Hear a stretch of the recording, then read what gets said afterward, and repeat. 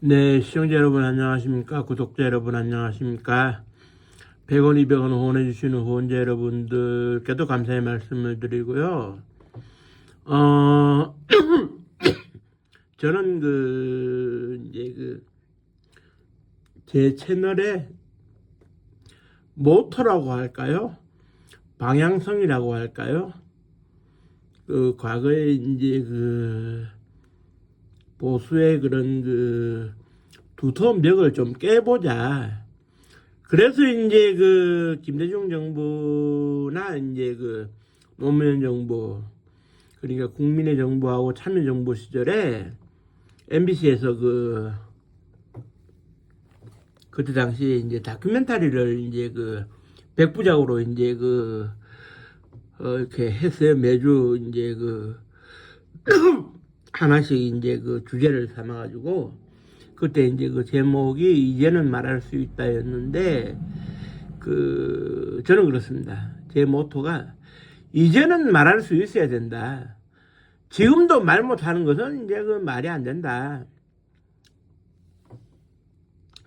그래서 모든 사실을 제가 알고 있는 사실을 이야기하려고 하는데 이야기하는데 좀 어려움이 있을 수는 있겠지만 그래도 저는 모든 걸 걸고 이야기해보려 합니다. 그런데 뭐랄까요. 오늘은 좀 얘기가 길어질 수도 있겠는데, 그렇습니다. 뭐냐면, 저한테 푸틴 대통령이 방사능 홍차를 보낼지는 그건 알 수 없는데, 방사능 홍차가 오면 오는 대로, 안 오면 안 오는 대로, 저는 제 갈 길을 꾸준히 가려고 하기 때문에, 그건 너무 걱정 안 하셔도 되고요. 무슨 이야기냐면은, 제 채널은 사실 그렇습니다. 수종일관, 칼 007기 피격 사건에 대해 가지고 연구를 하고, 이렇게 연구를 하고 이렇게 진실을 밝히는 이 목적, 이것이 채널의 주 목적이에요. 그래서 진실이 공표될 때까지 나는 진실을 말하기 위해서 싸우겠다는 그런 심정으로 제가 방송을 하는데, 칼 007기에 대해서 너무 집착하는 거 아니냐? 돈도 안 되는데 하러 집착을 하느냐, 이렇게 얘기를 하시겠지만, 저는 집착을 할 이유가 있기 때문에 집착을 하는 것이겠죠. 누가 진실을 말하지 못하더라도 저라도 진실을 말해야 되겠다는 생각으로 이제는 말할 수 있어야 된다. 사건이 일어난 지 42년이 지난 시점이지만 우리가 인류의 역사를 살펴볼 때 대략적으로 인류의 역사가 최초로 네안데르탈인이 출현했을 때, 그러니까 성경 기준으로 얘기를 하면은 어떻게 되느냐, 아담과 하와가 에덴 동산을 거닐던 그 시절을 대략 한 50만 년 전으로 과학적으로는 예측할 수가 있어요. 그게 왜 그러냐면은 어딥니까, 한국 전쟁 때 우리를 도와준 바 있었던 이디오피아 수도가 아디스 아바바인데, 아디스 아바바 인근 조금 떨어진 지역에서 고대 유골이 발견됐고, 그래서 각종 검사를 해서 유골이 50만 년 전에 유골이라는 것이 드러났고, 유골보다도 더 오래된 유골이 아직 발견되지 않았기 때문에, 우리가 흔히 말하는 대로 인류의 출발점은 아프리카 이디오피아 동쪽이었을 거다. 그리고 시기적으로는 약 한 50만 년 전일 거다. 이렇게 얘기를 하고 있는데, 그때부터 지금까지의 역사 이야기를 우리가 안 하는 게 없지 않습니까? 그러면 불과 42년 전에 일어났던 일도 이야기를 못 한다. 이건 말이 안 되는 것 같고요. 지금부터 이제 드리고 싶은 얘기는 그동안 이제 칼 007기 사건에 대해 가지고 이제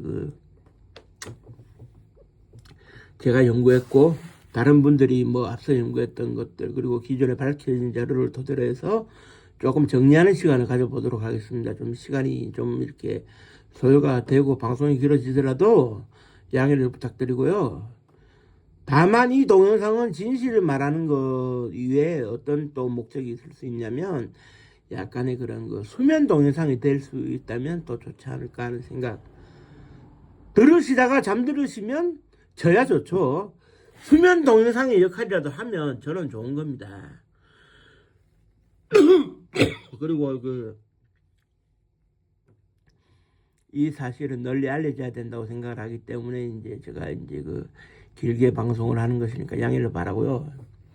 1983년도 8월 31일이었어요. 오후에 뉴욕의 존 F 케네디 공항을 이륙을 해가지고 이제 서울에 이제 대한민국 서울의 김포공항으로 이제 오는 그런 비행기였는데 이제 한국 시간으로 이제 9월 1일 날 새벽 5시 무렵에 이제 김포공항에 착륙하기로 이제 되어 있었거든요. 그런데 이제 여기서 이제 기본적으로 짚고 넘어가야 될 사항이 승객과 승무원이 모두 268명이 탔는데 현재 모든 자료에서 이제 공식적으로 유튜브로 봐도 드러나듯이 승객과 승무원 269명이 이제 모두 이제 사라졌다, 뭐 죽었다, 미스테리다 이런 얘기들이 있지 않습니까? 그러면 애시당초 존 F 케네디 공항에서 이제 268명이 이제 탔는데 승객과 승무원 268명이 탔는데 269명이면 한 명이 이제 늘어난 것에 대해 가지고 어디서 이제 샘솟았느냐, 중간에 이제 누가 뭐 이렇게 비행기 속으로 빨려 들어왔느냐, 이 부분에 대해서 이제 설명을 드리기 전에 일단은 그때 상황을 조금 이제 설명을 좀 이제 드리면서 이제 차분차분하게 가도록 하겠습니다. 1972년이었어요. 그때 당시에 이제 소련에서 미국과의 군비 경쟁 때문에 경제가 엉망이 될 수는 없지 않겠느냐. 모스크바를 중심으로 한 대도시에 사는 국민들이 빵을 제대로 공급받지 못한다면 1905년도에 일어났던 그런 소위 시민혁명이 다시 일어날 가능성도 있다. 이거는 막자. 그러려면은 군사비를 줄여가지고 이제 어떻게 되느냐. 경공업 분야와 이제 식료품 분야에 좀 지원을 하면 국민들이 등 따시고 배부르지는 못해도 어느 정도는 그런 배고픔은 면할 것이고 하루 세 끼를 굶지 않는다면은 뭐 이렇게 민심이 위반되거나 반란이 일어나거나 할 가능성은 없지 않겠는가 이렇게 봤어요. 그래서 그 당시에 집권자인 브레즈네프가 군사비를 줄이려면 어떻게 되느냐, 군축을 해야 되는데 자기들만 군축을 할 수가 없으니까 슬그머니 핑계를 대가지고 미국을 이제 끌어들여가지고 군축 협정을 맺자고 합니다. 그래서 그 내용이 뭐였냐면 요 정도 규모에서는 마음 놓고 군사 실험을 하더라도 시비 걸지 말자. 그러나 우리가 정해놓은 범위를 벗어나는 군사 실험이라면 서로 인간적으로 하지 말자. 타협을 봤어요. 그때 미국 대통령이 닉슨인데 2년 뒤에 워터게이트 사건으로 하야를 하게 되는 이제 닉슨 대통령인데 그래 이제 합의를 봤다 이겁니다. 그리고 이게 지켜질 줄 알았어요. 브레즈네프가 먼저 이제 제안을 한 거기 때문에라도 이게 뭐 안 지켜질 일은 없을 거다. 그런데 이제 브레즈네프도 나이가 들고 건강이 안 좋으니까 82년도에 사망을 하고 이제 새로운 사람이 이제 등장을 해야 되는데 여기서 이제 어떤 문제가 벌어지느냐. 새롭게 등장한 유리 안드로포프라는 이제 공산당 서기장은 먹는 문제도 중요하겠지만 굳이 군축을 해야 되나.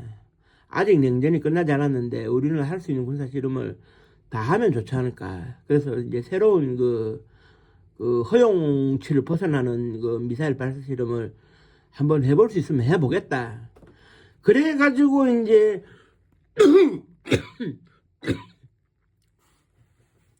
미사일 발사 실험을 하루아침에 할 수 있는 건 아니니까 준비를 했다가 이제 언제 하느냐, 이제 1984년도 9월 1일 날 자정, 이제 그 9월 1일 밝아오는 자정부터 해가지고 이제 그 새벽까지 시간을 도와가지고 이제 사할린에 있는 소콜 공군기지를 중심으로 해가지고 이제 그 태평양 바다로 미사일을 쏘아 보내는 훈련을 하겠다.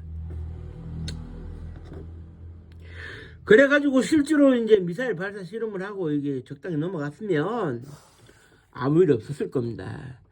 그런데 미국의 최첨단 그 정보력이 이제 그 상징으로 굳어지고 있는 NSA라는 정보기관에서 이걸 탐지를 했어요. 그래, 그 NSA라는 곳이 어떤 곳이냐 하면은 최근에 미국의 누굽니까? 스노든이라는 사람이 10달 동안 계약직 직원으로 일을 하면서 서버의 데이터들을 이제 몰래 복제를 해가지고 들고 나가서 폭로를 했을 때 드러났죠. 미국의 최고 우방국인 독일의 메르켈 총리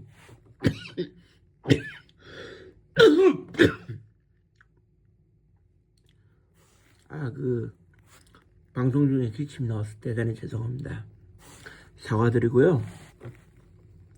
메르켈 총리의 진흙에 있는 속옷 브랜드까지 조사를 할 정도로 정보 수집력이 대단해가지고 전 세계를 이제 흥분시킨 일이 있었는데, 그 정도의 정보 수집력을 가지고 있는 NSA에서 소련의 군사 실험을 탐지를 하는데 성공했어요.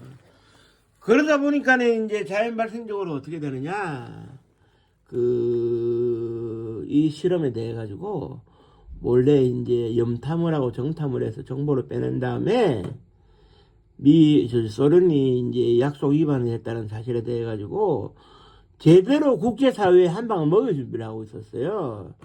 그런데 이제 NSA에서 그 당시에 운영을 하고 있었던 것이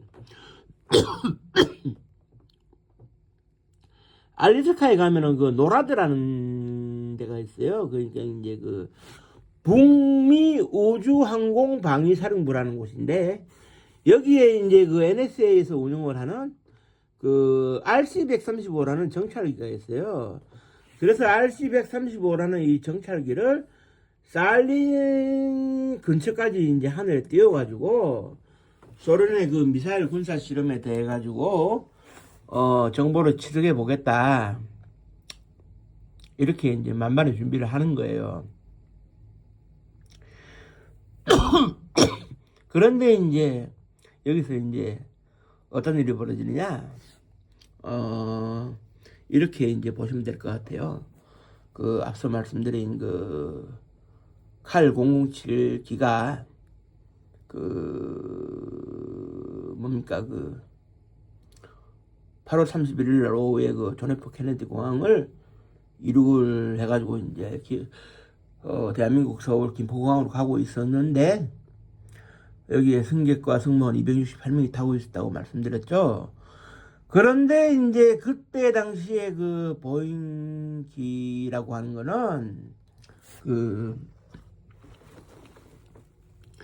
지금의 대형 항공기들하고 달라가지고 이제 논스톱으로 갈 수가 없었어요. 연료를 중간에서 보충을 해야 갈 수가 있는데, 항상 그래서 이제 논스톱으로 가지는 못하다 보니까 어떻게 되느냐, 중간 유착지로 협의가 된 곳이 이제 앵커리지였어요. 알래스카주 앵커리지의 이제 공항에서 중간 급유를 받고 난 다음에 다시 이륙을 해가지고 북태평양 상공으로 해가지고 이제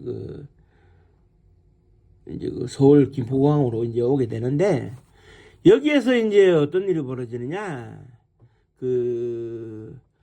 대한항공 소속의 천병인 기장이라고 이제 그 당시에 이제 35년생이었으니까네, 나이가 48이었을 텐데, 이 천병인 기장이 추가 탑승을 합니다. 추가 탑승을 하는데, 추가 탑승을 하고, 그 앙카리지 공항에서 이제 그 2시간 동안 이제 중간 급유를 하고, 천병인 기장이 이제 추가 탑승을 해서, 기장석에 앉고, 그 다음에 이제 그, 존 F 케네디 공항에서 이제 그 이륙을 할 때, 승무원 벙커에 들어가 있었던 손동희 부기장이 이제 그, 나와가지고 이제 부기장석에 앉고 이제 이륙을 합니다. 그런데 여기서부터 이제 심각하게 항로를 이탈을 하는데, 왜 이탈을 하는데 이제 있어가지고, 제가 그 방송으로 여러 번 언급을 드렸습니다만은, 그, 노골적으로 항로 이탈을 했다. 저는 그렇게 이제 주장을 하는데, 다시 한 번 더 설명을 드려야 될 것 같네요. 그때 당시에 이제 그 앙카리지에서 이륙을 해가지고, 그 김포공항으로 이제 그 서울의 김포공항으로 오는 거에 있어가지고는 이제 그 북대서양 상공을 따라서 이제 오게 되는 그 항로가 그 별칭이 그 로메오 20이었어요.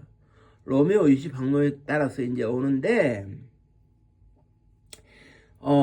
그때 당시에 그 항로 이탈의 원인에 대해 가지고, 그 뭐라 그래야 됩니까? 그때 당시에 이제 1970년대에 접어들면서, 그 당시에 그 보잉기에서는 INS 모드라는 이제 그 운항 그 모드가 있었어요. 그러니까 기존에는 이제 나침반 헤딩 방식으로 운항을 하다 보니까네, 기장이 이제 계기를 보면서 나침반을 보면서 그 방향을 설정해가지고 일일이 수동으로 날아가야 했는데, INS 방식으로 도입이 되고 난 다음에는 어떻게 되느냐? INS 그 계기판 모드에서 지나가는 그 주요 교신 포인트의 좌표를 입력을 해서 이제 그 가동을 하게 되면, INS 모드가 자동 운전, 자동 그 운항으로 설정이 돼가지고 비행기가 자동으로 날아가게 돼 있어요. 그게 그 오차 범위가 1000마일당 1마일이니까 어떻게 됩니까? 1000분의 1이죠. 0.1%. 거의 뭐 오차가 없다고 봐야 되겠죠. 그런데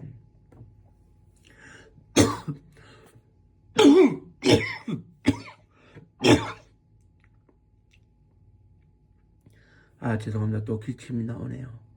그 1991년도 그 이카오 그 캐나다 몬트리올인가 오타와인가에 있는 국제 민간항공기구 이카오에서는 뭐라고 그랬느냐?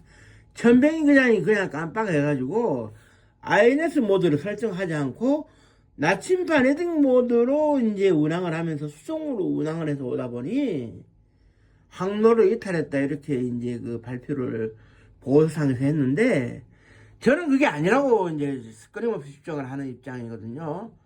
그래서 이제 이게 어떻게 되는 거냐 하면은, 이제 그 말씀드리다시피 그 INS 모드에서 이제 일부러 항로를 이탈해서 날아가기로 해가지고 이제 좌표를 일부러 엉터리로 설정했다, 저는 이렇게 주장하는 사람인데, 무슨 얘기냐면, 실제로 이제 천병인 기장이 날아온 항로를 이제 따지게 되면은, 소련 영공이 캄차카 반도하고 그 사할린 상공을 지나가게 돼 있는데, 실제로 지나왔고요. 그런데 이 영공은 그때 당시 우리나라 항공기에게는 개방이 안 돼 있었기 때문에 들어가면 안 됩니다. 들어가면 죽습니다. 그렇기 때문에 항로 이탈은 죽음의 항진과도 같기 때문에 항로 이탈이 일어나서는 안 되는데, 어떤 식으로든지 간에 항로 이탈이 일어날 가능성은 있어요. 다만 항로 이탈이 일어났을 때 정상 항로로 돌아오는 노력도 해야 되지만, 정상 항로로 충분히 돌아올 수 있는 능력을 가지고 있는 게 비행기 기장입니다. 그 능력이 없으면 기장을 할 수가 없어요. 그런데 제가 분명히 그때 여러 번 방송에서 말씀드렸다시피, 천병인 기장은 어땠느냐? 그 당시에 최소한도로 3번에 걸쳐서 우리 비행기가 심각하게 항로를 이탈했구나라는 사실을 알 수 있었을 텐데도 불구하고, 알았을 텐데도 불구하고 정상 항로로 되돌아오려는 노력을 안 했다. 이 지점에 대해서 간단하게 이제 조금 더 설명을 드릴게요. 크게 3가지로 볼 수가 있는 게, 이제 첫 번째, 비행기는 중간에 교신 포인트를 지나갈 때마다 교신을 해서 비행기가 잘 날아가고 있다고 보고를 해야 되는데, 앙카리지를 이륙하고 난 다음에 미국 영토인 알류산 열도를 지나갈 때 베델이라는 첫 번째 교신 포인트에서는 교신을 했는데, 두 번째 교신 포인트인 리바에서는 교신이 안 돼요. 그래서 이제 앙카리지에서 칼 007기보다 15분 늦게 이륙을 한 대한항공의 화물 전용기인 칼 015기의 박용만 기장한테 대신 리바에 이제 중계를 해달라 해서 중계를 해준 사실이 있어요. 그래 이제 박용만 기장이 중계를 해주면서 정상 항로 범위 내에 있다면 다이렉트로 교신을 하면 되는데, 왜 다이렉트로 교신을 못 한다는 말인가? 그러면 항로를 이탈했다는 얘기인가? 의구심을 가지죠. 그리고 두 번째는 이제 뭐냐면, 비행기 앞에 이제 기장 앞에 있는 수많은 계기판 중에 하나가 동그랗게 생긴 레이더 맵이라는 게 있어요. 그 레이더 맵이라고 하는 것에 대해 가지고 이제 살펴볼 것 같으면, 쉽게 말해서 비행기의 위치가 이제 레이더 맵에서 뜨게 되면 기장은 뭘 알 수가 있느냐? 우리 비행기가 지금 육지 위를 날고 있는지 바다 위를 날고 있는지를 표시를 해주죠. 그런데 천병인 기장은 이탈된 항로로 날아갔으니까 캄차카 반도를 지날 때에는 육지 위를 날고 있다고 이제 레이더 맵에서 표시가 됐을 거 아닙니까? 그러면 당연히 로메오 20A라고 하는 정규 항로를 따른다면 바다 위를 날고 있어야 되는데, 레이더 맵에서는 육지 위를 날고 있는 것으로 표시가 된다. 그러면은 그 계기판은 수시로 이제 찾아보는 계기판인데, 계기판에 왜 우리가 이제 비행기가 육지 위를 날고 있는 것으로 표시되지? 이상하다. 이봐, 손동희 기장 확인해 봅시다. 왜 우리 비행기가 레이더 맵에서 육지 위를 날고 있는 것으로 표시가 되지? 확인을 했어야죠. 안 했습니다. 안 하고 넘어갔어요. 그리고 조금 더 날아갔어요. 캄차카 반도로 좀 더 이제 날아가는데, 뒤따라오던 칼 015기의 박용만 기장이 무전으로 연락을 해왔어요. 박용만 기장은 27년생이고 공군 상한학교 8년 선배입니다. 같이 이제 대령으로 이제 예편을 했고, 먼저 입사를 한 선배죠. 대한항공에 먼저 입사를 한 선배인데, 칼 007기하고 이제 무선으로 교신을 하면서 나눈 대화가, 날씨가 좋고 가을이니까 단풍 구경을 가야 되겠다. 그래서 이제 손동희 부기장이 이제 날짜를 잡아서 갑시다. 그러니까는 이제 박용만 기장이, 천 기장이 날짜를 잡고 손동희 부기장이 도시락과 와인을 준비했으면 좋겠다 하니까는 천병희 기장, 제가 날짜 잡지요. 걱정 마십시오. 단풍 구경하면은 설악산 아닙니까? 가입시다. 이렇게 얘기를 하는 도중에 혹시나 싶어서 박용만 기장이 물어봐요. 천 기장 그쪽 날씨는 어때? 하고 물어봅니다. 그때 이제 새벽이 이제 밝아오던 시점인데, 그래 이제 천병희 기장이, 이쪽은 바람이 세게 부는데요? 라고 얘기를 해요. 그래서 박용만 기장이 다시 깜짝 놀랍니다. 같은 항로인데 여기는 바람이 안 부는데 왜 저기는 바람이 세차게 분다고 할까? 이상하다. 그래서 다급하게 그 순간 천병인 기장을 불렀는데, 이때 칼 007기에 어떤 일이 벌어지느냐, 비행기의 무선 수단이라고 할 수 있었던 트랜스폰드가 천병인 기장이 끈 건지 오류로 꺼진 건지 응답을 안 해요. 그 이후에 어떤 일이 벌어지느냐? 칼 01호기는 박용만 기장이 이제 몰고 와가지고 그 새벽에 이제 05시 30분쯤 됐나요? 그 김포공항에 유유히 착륙을 하고 보고를 하러 갔는데 칼 007기가 없다는 거예요. 이게 무슨 귀신 신하나 까먹는 소리냐. 그런데 나중에 알고 보니까 소련 그 사린 상공에 들어가가지고 얻어맞았다 이렇게 이제 났는데 여기서 이제 문제는 뭐냐면 저는 그렇게 생각을 하는 거죠. 뭐 방송에서 이미 제가 말씀드렸습니다만은 천병인 기장이 기장석에 앉을 때부터 그 제가 방금 말씀드린 것처럼 3번에 걸쳐서 그런 그 최소한도로 3번에 걸쳐서 우리 비행기가 로메오 20이라고 하는 항로를 이탈했구나라는 사실을 알았을 텐데도 불구하고 정상 항로로 되돌아오려는 노력을 안 했다는 사실에 대해 가지고 이거는 일부러 항로를 이탈해서 날아가기로 한 거 아닌가. 거기에 대해 가지고 저는 그렇게 생각합니다. 앙카리지에서 유일하게 추가 탑승한 천병인 기장이 앙카리지 공항에서 대기를 하고 있을 때 NSA 관계자를 만난 게 아닐까. 그래서 NSA 관계자가 좌표를 주면서 요대로 좀 날아갔으면 좋겠다.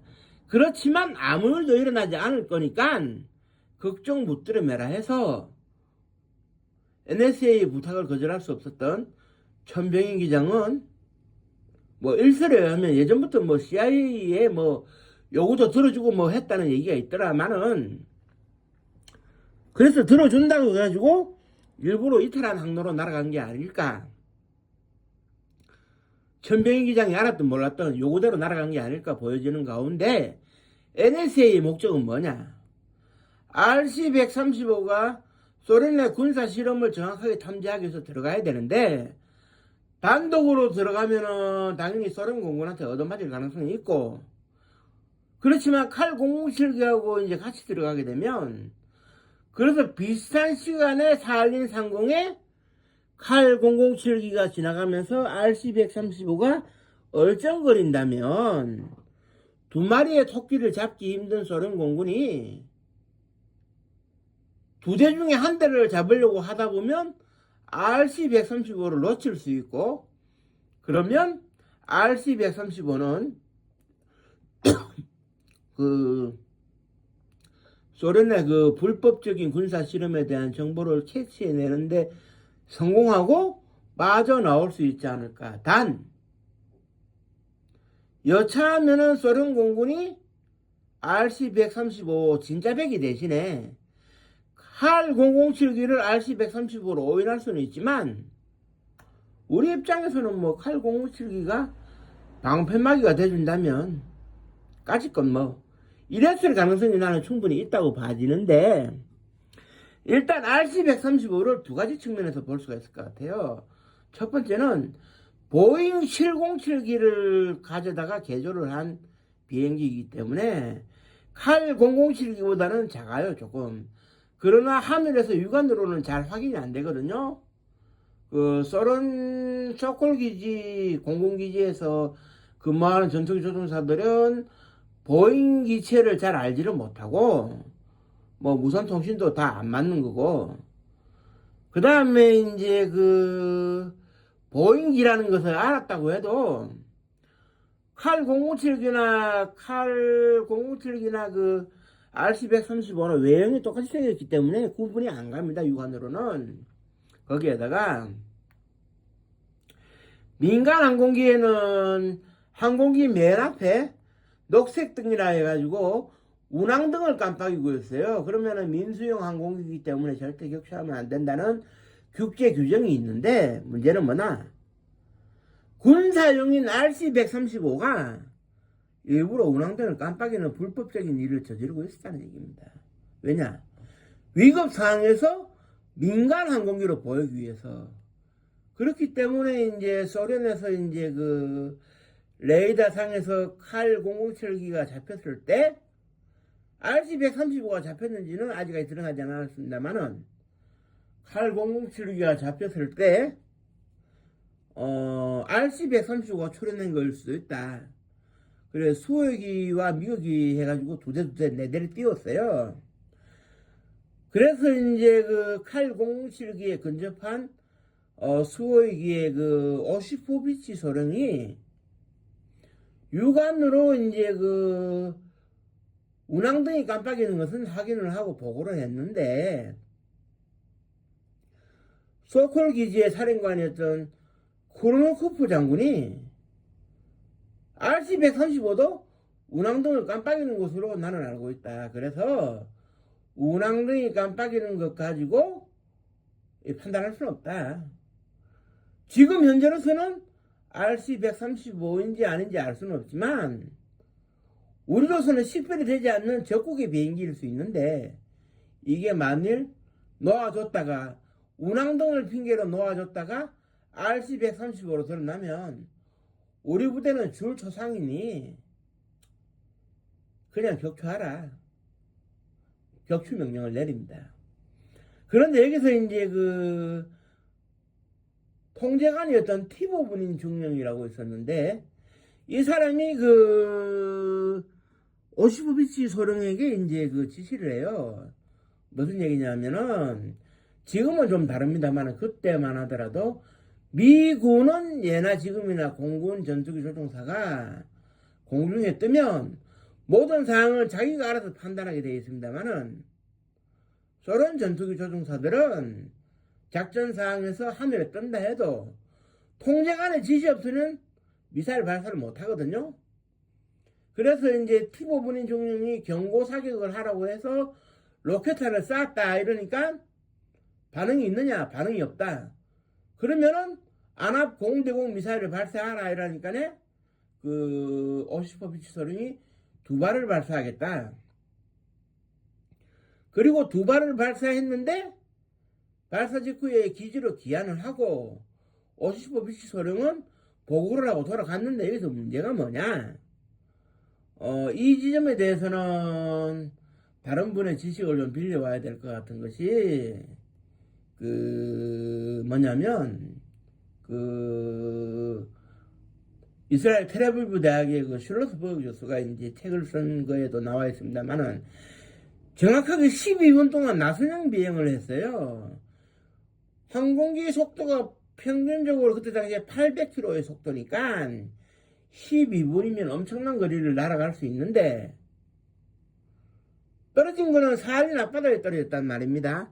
그 사할린 앞바다에 모네론 아일랜드 앞바다에 이제 떨어졌단 말입니다. 그렇다면 나선형 비행을 해서 이제 착수를 했다는 얘기인데 여기서 이제 그 문제가 뭐냐면은 한 발은 비행기 꼬리 날개에 맞았는데 한 발은 비껴갔다 이겁니다. 즉 다시 말해가지고 그 블랙박스 1분 44초 분량만 공개된 블랙박스에 드러나듯이 엔진이 정상이었다는 얘기예요. 엔진이 정상이었다는 얘기는 기장과 부기장이 비행기 컨트롤이 가능했다는 얘기죠. 그 이후에 일어난 상황에 대해서는 해수면에 착수를 했는데 슐로스버그 교수가 그 정보를 최대한 수집을 해가지고 이제 증언들을 수집을 했을 때 그 당시 소련의 그 사할린 쪽에서 근무를 하던 그 유인 잠수사들, 군인들이 아닌 유인 잠수사들이 동원이 돼가지고 승객과 승무원들과 짐을 모두 빼낸 다음에 바다 위에 착수되어 있는 칼 007기를 다이너마이트로 폭발을 시켜가지고 공중 피격된 것처럼 흩뿌려 놨다. 이걸 우리가 생생히 목격했다. 이렇게 증언을 했고 그 다음에 뒤늦게 도착한 유인 잠수사들이 바닷속에 들어갔을 때 우리는 격추됐다는 소식을 듣고 온 사람들이지만 바닷속에 들어갔을 때 엄청난 시신이 덩어리채로 발견될 줄 알았는데 고작 우리가 추정할 수 있는 시신은 이렇게 그 손목이라든지 이런 부위들이 떨어져 나간 게 10명 정도밖에는 출산이 안 되더라. 그래서 종합적으로 봤을 때 269명 중에서 259명은 살아남은 게 아니냐, 구조된 게 아니냐, 이렇게 이제 봐지는데, 그 자료에 의하면은, 그때 당시에 이제 그, 구조 작업을 지시한 사람은, 스트로프 장군이 이제 구조 작업을 지시를 했고, 구조 작업의 총괄 책임자는 로마넨코 장군이었는데, 이 로마넨코 장군이 뒤에 자살을 했다고 이제 그 정보가 수집이 됐어요. 그런데 이제 그 자살을 했다고 해가지고 그러면 극단적인 선택을 했다는 것이냐라고 물을 수도 있겠지만, 그 당시 구소련에서는 총사령에 처해지는 것도 하나의 그 자살로 발표를 하는 경우가 있었거든요. 그래서 로마넨코 장군이 비행기 수습 과정에서 뭔가 엄청난 중대한 실수를 저질렀거나 기밀을 누설했을 가능성에 대해 가지고 책임 추궁을 받은 게 아닐까. 그래, 그 이후 천병인 기장과 손동희 부기장, 그 다음에 김의동 항법사인가요? 그 세 사람이 모스크바로 압송되어 가고, 그 블랙박스도 압류되어 갔고, 그 다음에 이제 그 소련에서 그 형무소 간수들의 증언이 또 나온 것이 뭐냐면, 그 칼 007기에 누가 타고 있었느냐? 9월 초순에 이제 서울에서 열리게 되는 그런 그 한미 상호 방위 조약 30주년, 체결 30주년 기념 그런 그 리셉션에 참석하기 위해서 누구냐, 그 민주당 하원 의원이죠. 버지니아주 하원 의원이고 비뇨기과 의사 출신으로서 5 자녀의 아버지였던 로렌스 맥도날드 의원이 타고 있었는데, 그 로렌스 맥도날드 의원하고 똑같이 생긴, 분명 로렌스 맥도날드 의원으로 추정되는 사람이 우리 형무소에서 3년 동안 살다가 갔다는 증언을 간수들이 했거든요. 이걸로 봐서는 결코 칼 057기가 공중 피격돼 가서 격추된 거, 산산조각 난 거 아니다라는 거죠.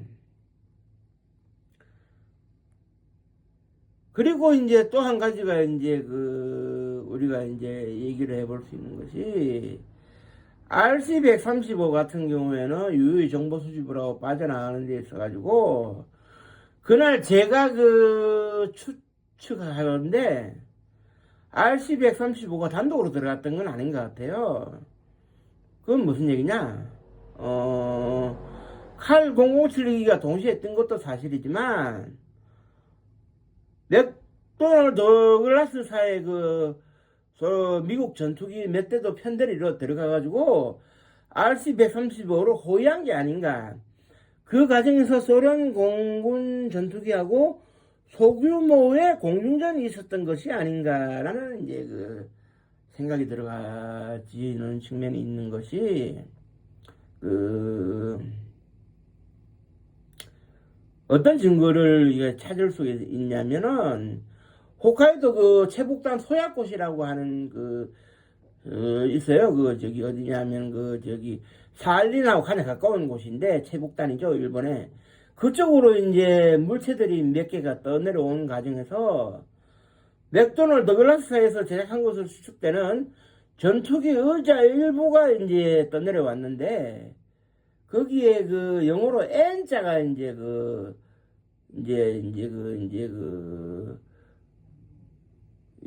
적혀 있었어요. 거기에 페인트로 칠해져 있었다, 이거죠, N자가. 그런데 이게 이제 중요한 것이 이제 뭐냐면은, 우리가 이제 러시아어를 말할 때 단순히 러시아어라고 하기도 하는데, 러시아 슬라브족이 쓰는 언어를 크게 봐가지고 키릴 문자를 쓰고 있다라고 우리가 흔히들 얘기를 하는데, 우리가 지금 쓰고 있는 영어를 알파벳 기준으로 쓴다고 했을 때 그네들은 키릴 문자 기준으로 쓴다고 얘기를 하는데, 키릴 문자에는 N자가 없거든요. 그렇다면 당연히 이제 미국 쪽에 전투기 그 사출 자석이라고 봐야 되겠죠. 그렇다면은 전투기까지 출격을 한 그런 그 소규모 공군전이 있었을 가능성이 100%가 아닌가 이렇게 보여지고, 그래서 이제 결론적으로 이제 이쯤 돼가지고 결론적으로 말씀드리면 그런 것 같아요. 결국 소련의 불법적인 군사 실험에 대해 가지고 미국의 NSA가 정보 수집을 하기 위해서 RC-135를 띄울 때 소련 공군이 오해를 하도록 RC-135를 수색하지 못하도록 칼 007기를 방패막이로 내세우기 위해 가지고 결국 천병희 기장을 설득해서 이탈한 항로, 들어가서는 안 되는 항로로 날아가도록 해가지고 날아갔다가 이제 그 참변을 겪었다. 저는 이렇게 보고 있고요. 지금도 간단합니다. 제가 정답을 말씀드릴게요. 속 시원하게. 1991년도에 보리스 예eltsin 대통령이 노태우 대통령의 한심을 사기 위해서 서울에 왔을 때 문건 두 가지를 가지고 왔는데, 하나는 스탈린 시절에 작성된 문건으로서 이북의 김일성이가 한국전쟁 남침의 모든 그 결정권자로서 관여했다는 것에 대한 문서를 가지고 와가지고 우리 정부를 기분 흐뭇하게 한 사실도 있지만, 칼 007기에 대해 가지고 블랙박스를 갖다 줬어요. 우리가 감사히 받긴 받았는데 전문가들이 달라붙어서 분석을 했는데, 여기서 중요한 것은 손동희 부기장이 엔진은 정상입니다라는 얘기를 두 번에 거쳐서 했고, 쿵 하는 소리가 미사일에 얻어맞은 건지를 알 수 없는 듯한, 이게 무슨 일이 일어난 거냐고 막 물어보는 천병희 기장의 대화 내용은 나오는데, 문제는 여기서 뭐다?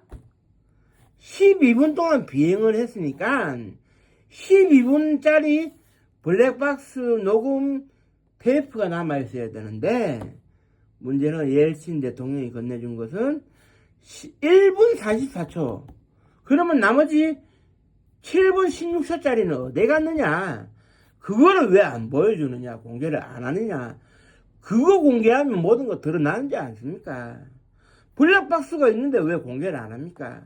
그거는 블랙박스가 있는데도 전편을 공개를 못한다. 이거는 결국 무엇을 의미하느냐? 소련에서 진실을 숨겨야 되니까. 미국도 예상을 하는 거예요. 자기들이 치고 들어간 측면이 있으니까 서로 덮어버립시다. 해설 가능성. 그래, 이제 그 이후에 이제 CIA가 작성한 보고서를 유출된 걸 제가 봤는데요. 거기에 이런 얘기가 있더라고요. 269명의 승객과 승무원이 동시에 사라져버린 이 미스테리한 일에 대해 가지고 소련이 적절하게 해명을 못하고 있는데, 소련이 적절하게 해명을 못한다면 결국 이 사람들은 살아남을 가능성을 유추해 봐야 된다. 더욱더 세밀한 조사가 필요하다. 그런데 이 지점에서 제가 늘 강조하는 것이 그렇습니다. 그때 승객과 승무원들은 이제 그 천병인 기장, 그 다음에 그 손동희 부기장, 김호동 항법사야 그 모스크바로 잡혀가는 기고, 슐러스버그 교수도 모스크바로 잡혀가는 기고, 나머지 사람들 중에 대다수 살아난 사람들은 어디로 가느냐? 시베리아에 있는 소련의 외국인 수용소라고 하는 굴락으로 끌려갔을 텐데, 그 굴락에서 억울하게 돌아가신 분들이야 뭐 어쩔 수는 없겠습니다만은, 그때 이제 체연소로 탑승했었던 분이 71년생으로 이제 제가 알고 있어요. 75년생이 저하고 4살 차이밖에 안 됩니다. 그러면 아직 살아있다면 54살이면 살아있을 가능성이 있다. 그렇다면 아직 살아있을 사람들은 조국의 품으로, 가족의 품으로 돌려보내줘야 하고, 이제는 진실을 밝혀야 하고, 세계의 무법자로 변해버린 범법자, 국제형사사법재판소에 고소가 되어져 있는 현상수배범 블라디미르 푸틴 대통령을 주저앉히기 위해서라도 이 진실이 폭로가 되어야 한다. 이게 제 방송의 최종 목적인 겁니다. 저라도 건덕지게 물고 늘어져야 한다. 이것이 저의 최종 목적인 것이죠. 그 외에는 뭐 딴 거 없습니다. 제가 이 돈 이거 폭로한다고 해가지고 유튜브가 떡상돼가지고 내 돈을 벌 마음도 없고요. 이게 진실이 밝혀진다고 해도 제가 내 돈을 벌 일은 없을 겁니다. 다만 구독자가 늘어난다든지 조회수가 늘어나는 경우는 있겠죠. 왜냐? 그거는 있을 수가 있어요. 왜냐하면 칼 007기에 대해 가지고 지금 그 유튜브에 검색하면 많은 동영상이 나오지만 저와 같은 주장을 하는 동영상은 단 하나도 없거든요. 그런데 제 주장이 진실로 드러난다면 제 유튜브 채널이 관심을 받을 가능성은 있겠죠. 수익 창출을 떠나서라도 관심을 받을 가능성은 있습니다. 그건 뭐 당연한 얘기 아니겠습니까? 42년 만에 진실을 얘기하는 사람의 얘기가 들어맞는다면. 그렇지만 역사학자의 한 사람으로서 이게 저 일종의 취미생활이고 건전한 그런 여가활동인데 저도 떼돈 벌고 싶은 욕심이 왜 없겠습니까? 저도 솔직히 떼돈 벌고 싶어요.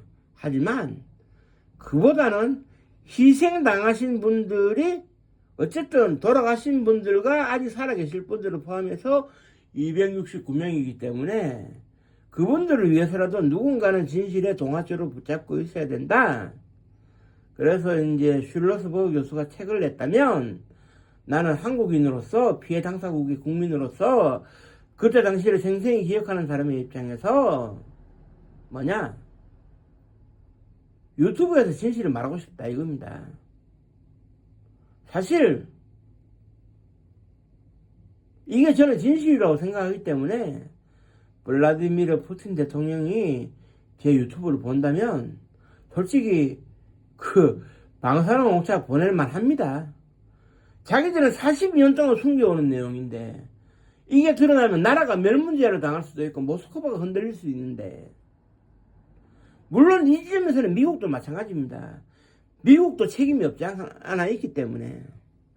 그러나 저는 중립적인 위치에서 269명을 위해서라도 저라도 얘기할 수 있어야 된다.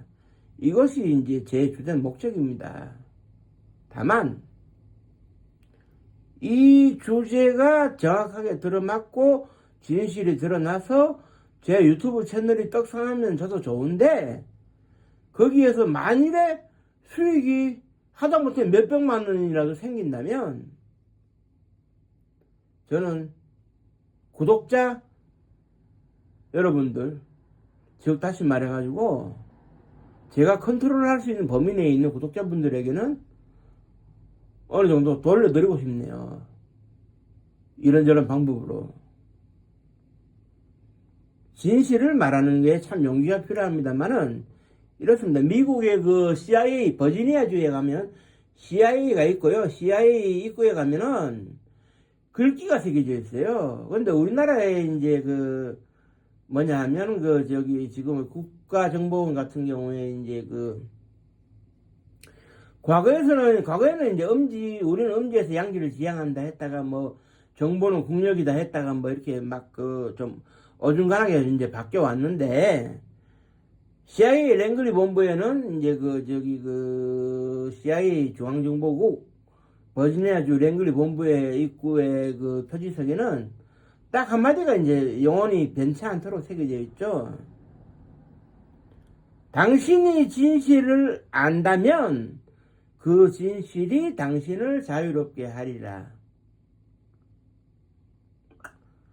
사실 많은 진실을 알고 있는 것도 상당히 피곤한 일일 수는 있어요. 그렇지만 진실을 아는 사람이 진실을 이야기하는 데 주저했어야 되겠습니까? 그건 올바른 역사학자가 아닌 것이죠. 대가를 바랄 수도 있고 안 바랄 수도 있지만 진실은 진실 그대로 얘기해야 됩니다.